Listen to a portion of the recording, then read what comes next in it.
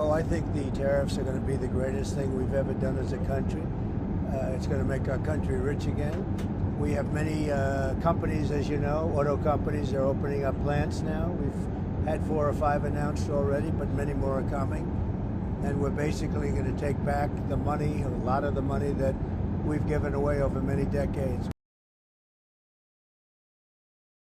That's why I've been crystal clear. Until these tariffs are off the table, until the threat of tariffs is gone for good, Ontario will not relent.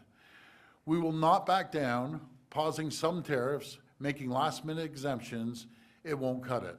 We need to end the chaos once and for all. We need to sit down, work together, and land a fair deal. A deal that gives businesses the confidence to invest. A deal that gives workers the security they need and deserve. Until then, Ontario will keep up the fight.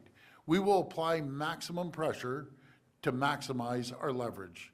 That's why today we're moving forward with a 25% surcharge on electricity exports.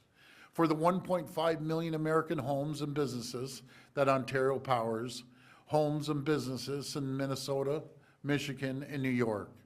This surcharge will cost families and businesses in these states up to $400,000 each and every single day. On an average, this will add around $100 per month to the bills of hardworking Americans. Let me be clear, I will not hesitate to increase this charge. If necessary, if the United States escalates, I will not hesitate to shut the electricity off completely. Believe me when I say I do not want to do this. I feel terrible for the American people because it's not the American people who started this trade war. It's one person who's responsible. That's President Trump. I'd rather be working together. Well, first of all, thanks so much for having me on, Boris. And I start off every interview with telling Americans that Canadians love Americans. I love Americans. It's one person that's caused this problem, and that's President Trump. As he is putting tariffs on us, even if he says he's putting it on hold, there's still 60% of goods that are crossing the borders that will be tariffed, and it's hurting both economies. It's hurting the American economy. It's hurting the Canadian economy. Uncertainty is what people don't like hearing in general life, not to mention the markets are tumbling, and investors from around the world are looking twice at America and Canada to invest in. There's no reason for a recession. I call it the self-made Donald Trump recession.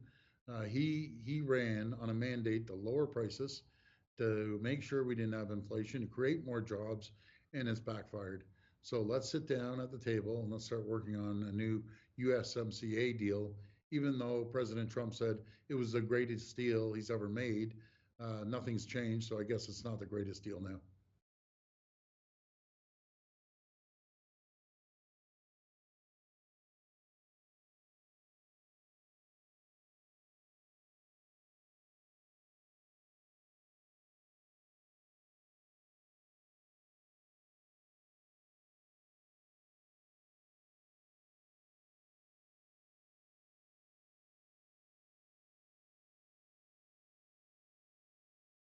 No, we're looking at negotiating through strength. If he cuts off the lumber or puts a tariff, do you know whose costs are going up? It's the American people that want to buy a home. They're going to pay more for their home, or steel that they need, or aluminum that is only 16% of aluminum's manufactured in the U.S. They rely on over 60% aluminum to come down there for their goods. High grade nickel coming out of Ontario. That 50% of the high grade nickel for your military, aerospace, and manufacturing comes from Ontario. And the list keeps going on and on and on, not to mention the 4.3 million barrels of crude oil that we ship down every single day. So I believe in building an AMCAN fortress. Let's make sure that we focus on having the 2 greatest countries in the world, the most prosperous, the richest, the safest. The problem's not Canada, it's China right now. And he has to keep an eye on China.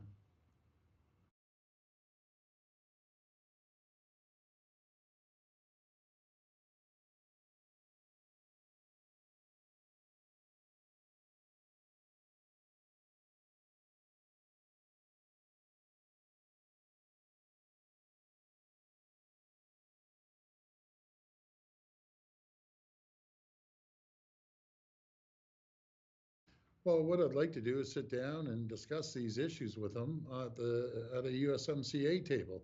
What I will tell you this, if we take the 4.3 million barrels a day that we ship down there to keep your economy going off the balance sheet, the U.S. has a $56 billion surplus, a trade surplus with Canada. I'm okay with that. That's fine. Things were going fine. Everything was moving forward. Market was going up a little bit. Everyone was optimistic. And all of a sudden, out of nowhere, he wants to attack his closest neighbor and ally. And his number I call their number one customer. You don't attack your number one customer and expect the results that he thought were going to happen. Protectionism does not work, especially between Canada and the U.S. Maybe you should take a page out of Ronald Reagan's book.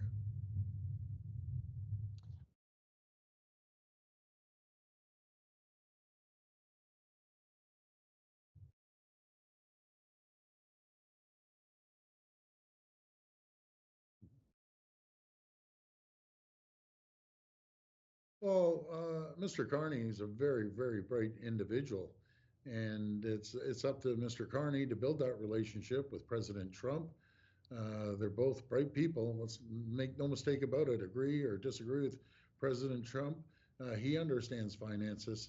So does Mark Carney, and so do I.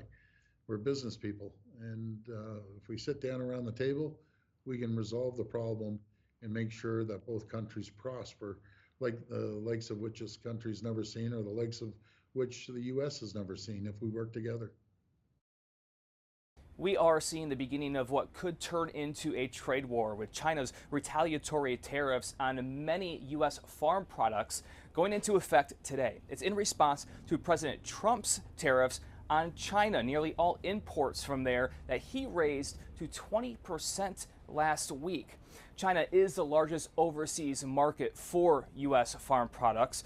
They are imposing tariffs on American chicken, wheat, and corn, along with soybeans, pork, beef, fruit, and others. The escalation is on top of the back and forth tariffs levied, then partially delayed on Mexico and Canada. The uncertainty impacting U.S. and global stock markets, the major U.S. indices all starting the week down after a rough last week for Wall Street. Two major indices having their worst since September. Adding to the uncertainty is the president's answer to this question Sunday, acknowledging the possibility of a recession. Are you expecting a recession this year? I hate to predict things like that. There is a period of transition because what we're doing is very big. We're bringing wealth back to America. This morning, the White House's top economic advisor, Kevin Hassett, argued that the uncertainty is actually working in the U.S.'s favor. What I'm seeing in the jobs number, for example, is that the uncertainty is actually creating jobs in the U.S. Right now, we just saw 10,000 manufacturing jobs created in the U.S. Now, in that interview, Hassett did acknowledge the concerns of many Americans about the economy, and there is potentially more instability ahead. First, the government could shut down by the end of the week if Congress doesn't pass a budget. And then there's Japan, with looming tariffs, sending a delegation this week here to Washington, D.C. for trade talks. At the White House, I'm Brian Abel reporting.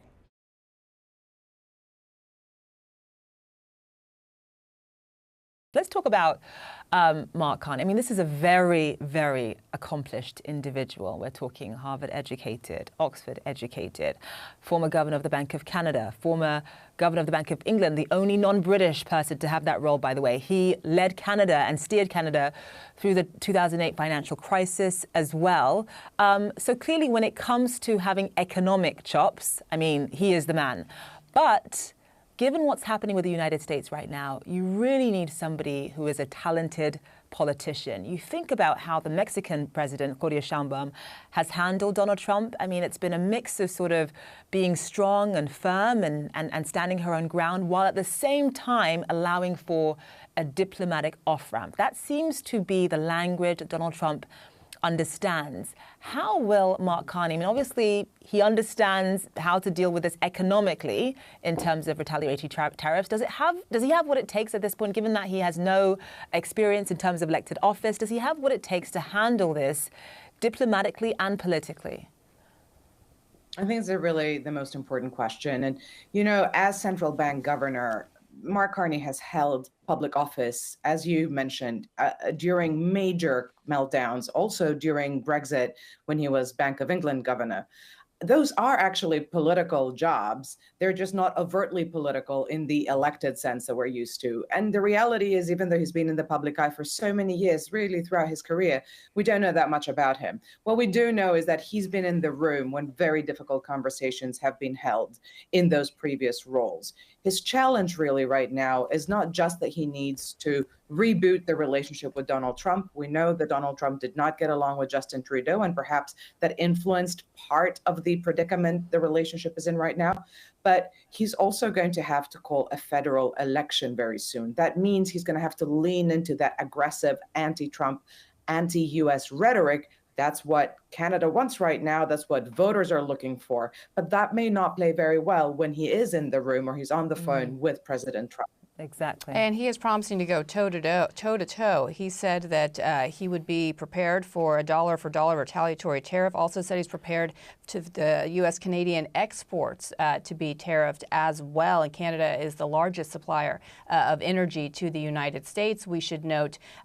It's interesting, the Donald Trump effect, because as accomplished as Mark Carney is, I don't know how familiar he was to every Canadian prior to the last few months. And now here you have a Liberal Party that's neck and neck with the Conservative Party, and in terms of playing to his advantage, when do you expect to see a general election called? It has to be called by October, but given how close these two parties are now in polling, do you think it will happen much sooner? It has to happen sooner, in fact. Mark Carney does not hold a seat in Parliament. He will be sworn in as Prime Minister, but he needs to call a federal election as soon as possible. His party, the Liberals, do not command a majority in the House of Commons here in Parliament. That means that what we understand from his team, what he said to people already, our reporting shows that he will be calling a federal election. So my bets, I'm not a betting woman, is that we will have an election in the course of May. And that will mean that we are entering a very intense campaigning period. He's going to have to carry on with that energy he's built up over the last 2 months trying to secure his party's vote. But the new audience will not be the party faithful who rallied around him in such a dramatic way last night here in Ottawa.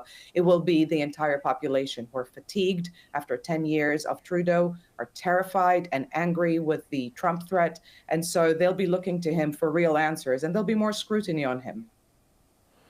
How seriously are Canadians taking Donald Trump's threat to make Canada the 51st state? I mean, based on what I'm seeing in terms of, comments from Justin Trudeau and Mark Carney, they are taking it extremely serious. I mean, Donald Trump went so far as referring to Justin Trudeau as governor many, many times. Take us through that. Sure. And, I should say they're taking it deadly seriously. And they have some reason for that.